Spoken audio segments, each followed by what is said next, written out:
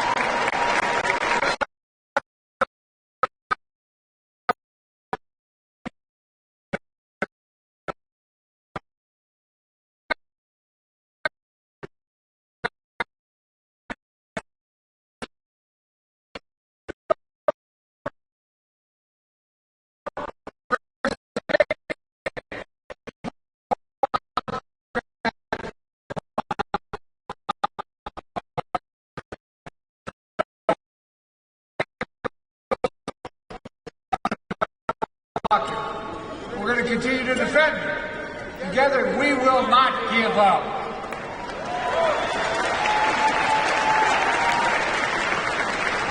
to announce that executive action that speeds up work visas to help people, including dreamers, who graduate from U.S. colleges and land jobs in high-demand, high-skilled professions. My administration is also expanding access to legal representation and resources for people seeking legal status. We're working with all of you to ensure folks can have access to these services. Just as we work together to fix our broken immigration system, we must do it.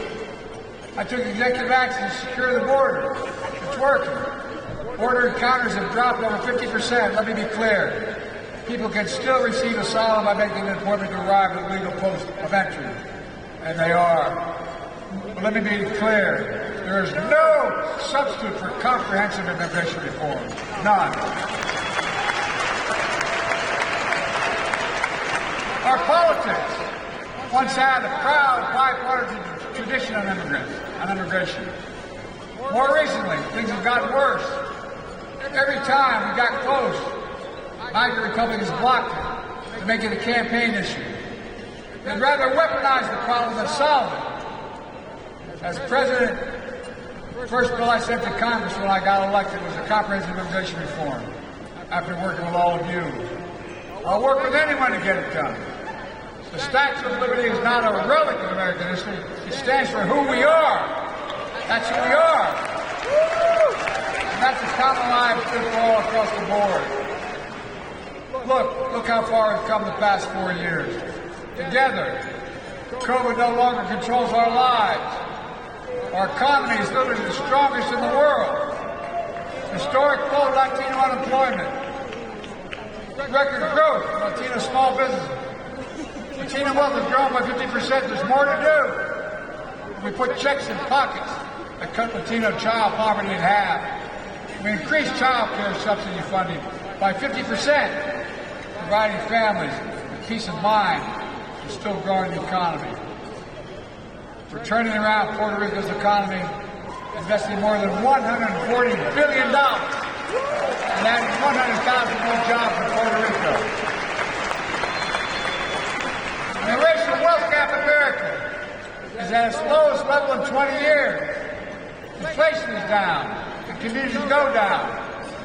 Common lie, keep taking on corporate greed to bring down prices. Meanwhile, Trump wants a new tax on imported foods, goods, glass, gas, clothing, and so much more. And as experts point out, it will cost the average family another $4,000 a year in taxes. $4,000. We've doubled Latino enrollment in affordable health care. Expanded coverage for dreamers. My predecessor says he wants to terminate it, which would cost 45 million people their health insurance, including millions of Latinos. He has a big idea, though. He says he has a concept of a plan. A concept of a plan to replace the Affordable Care Act that we're trying to defeat it 50 times. He doesn't have any idea what the hell he's doing, except trying to get rid of it. We're putting home ownership in reach to build generational wealth, allowing Latinos to build equity in a home and generate wealth as my family, middle-class family, did. We're going to bring down rents, including by calling on Congress to cap rent increases at 5% a year so corporate landlords can't jack it up 20 and 30% anymore. We're moving affordable high-speed broadband, so no child has to do their homework outside of McDonald's parking lot. Removing poisonous lead pipes so every child can drink clean water without fear of brain damage. Making the most significant investment in climate ever, including the most significant investment in climate justice ever. That includes proposing the nation's first ever federal heat safety standard to protect 36 million workers from extreme heat on the job, many of them Latino workers. I'm also relieving student debt for nearly 5 million borrowers, many of them are Latinos. And I'm not stopped yet. The courts are not going to win this. And we're investing over $15 billion, the largest investment in history, in Hispanic serving institutions. That's a fact. $15 billion. We also announced the first ever White House initiative, the President's Board of Advisors for Hispanic-serving institutions to advance equity, excellence, and opportunity. And to support more dreamers going to college, we're proposing to expand the federal TRIO program, provide dreamers with critical college access services like counseling and tutoring. I can go on, but the point is simple. Together, we're making the most significant investment in Latino communities ever, because of you. My administration, along with CHC, has been on a road to communities across the country to share the good news. But there's more we have to get done. We must pass the John Lewis Voting Rights Act and the Freedom to Vote Act. Stop the intimidation of Hispanic voters in Texas and elsewhere. And let's defend your freedom to choose. Restore Roe v. Wade as the law of the land. And pass comprehensive immigration reform. We're not only going to stop extreme MAGA Republicans from cutting Social Security, Medicare, and Medicaid, we're expanding and strengthening. These programs are making the wealthy begin to pay their fair share if we do it the right way. They don't pay anywhere near the percentage what everybody else pays. We've capped the cost of insulin for seniors at $35 a month instead of an average of $400 a month. And starting in January, we're capping total drug costs for seniors at $2,000 a year, even for expensive drugs like cancer costs of $10, $12, and $14 a year. We're going to continue to fight to do that for every single American. By the way, our reforms not only save lives, they're saving the average taxpayer $160 billion because Medicare no longer has to pay exorbitant prices to Big Pharma. There's so much more. All this progress is in stark contrast to Donald Trump's devastating record for the Latino community. His mismanagement of the pandemic devastated the Latino community. Trump is a failed businessman who drove up Latino unemployment and decimated Latino small businesses. His attacks on legal immigration betray what we stand for as a nation. He separated families at the border to be children from their parents. He banned people based on their faith. And now Trump and extreme MAGA officials have an agenda, something they call, as you all know, Project 2025. At the top of that list, to be easy, is the deportation of over 11 million people. They say they would use local police, the National Guard, and even the United States military to round up and rip away millions of people from their homes, families, and communities. Think about that. Mass detention camps that will tear our country apart and damage our international relations and devastate our economy.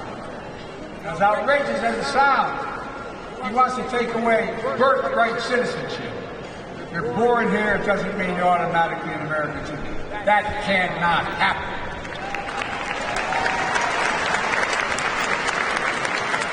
What the hell's the matter with this stuff?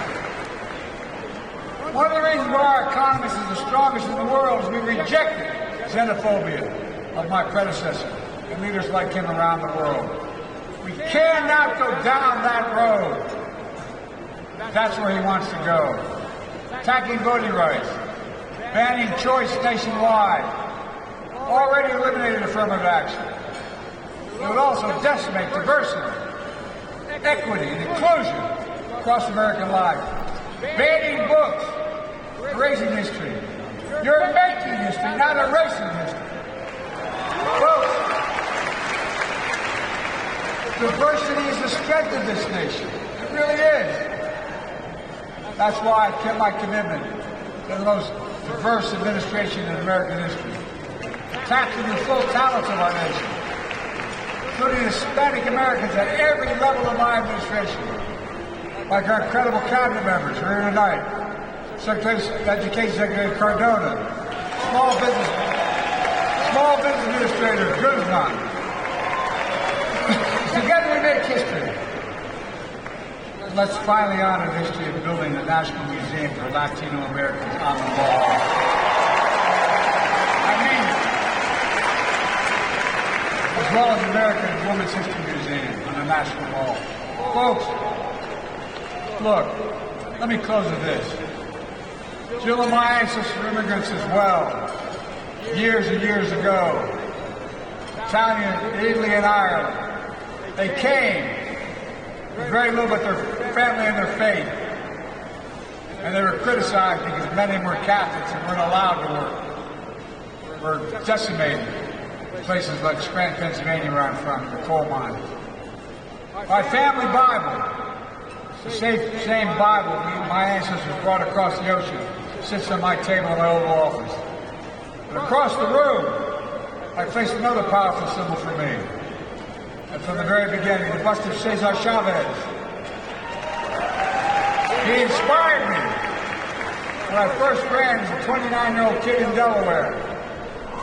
He was organizing in Delaware. My dad taught me early on about the dignity of work and the dignity of all people. Like the 6 Latino construction workers who died when the bridge collapsed in Baltimore Harbor. I met and prayed for their families. They were literally building a bridge to the American dream. That's the American story.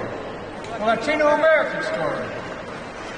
Cesar Chavez partner in the fight for the dignity of work. Dolores Warhead, she once said, every minute is a chance to change the world. I look at all of you, and I see a nation of dreamers and doers who are literally changing the world. That's not hyperbole. You're the reason I've never been more optimistic, and I give you my word to that. Just remember who we are, ladies and gentlemen. 25 every 100 high school students and grade school students in America are Latino. 25%. You are the future. You are this. You will make history. I mean that sincerely. Think about it. 25 out of every 100 students in our schools are Latino. We have to remember who we are. We're a nation of immigrants, that's why we're strong. We're the United States of America, and there is nothing beyond our capacity when we decide to do something. We're the only nation in the world that's come out of every crisis stronger than when we went in. And the leadership of the Latino community is going to happen again. God bless you all, and may God protect our church. Thank you.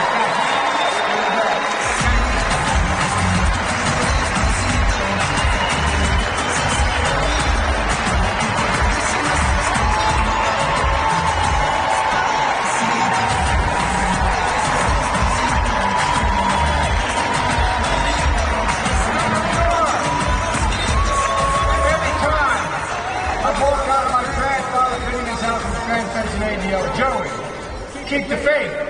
My grandmother, you yell, no, Joey, spread it. Let's spread the faith.